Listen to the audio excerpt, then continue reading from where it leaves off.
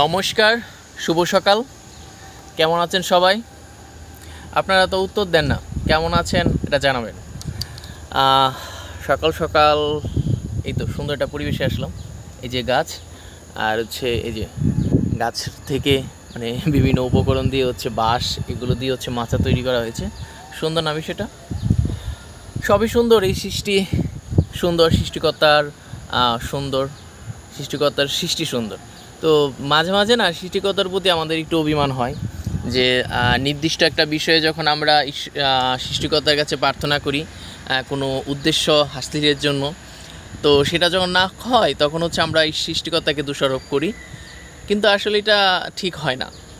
সৃষ্টিকর্তাকে শুধু সৃষ্টিকর্তার কাছে প্রার্থনা করলেই যে আমি সব কিছু পেয়ে যাব সেটা আসলে হয় না। তার জন্য নিজস্ব একটা পরিকল্পনা দরকার, পরিশ্রম দরকার, স্টেপ বাই স্টেপ এগিয়ে যাওয়া দরকার। তো এই বিষয়গুলো থাকতে হয়, তা না হলে হয় না। তো এই সৃষ্টি যেরকম সুন্দর সৃষ্টিকর্তার, সেরকম আমরাও সুন্দর, আমাদের কাজগুলো সুন্দর হবে।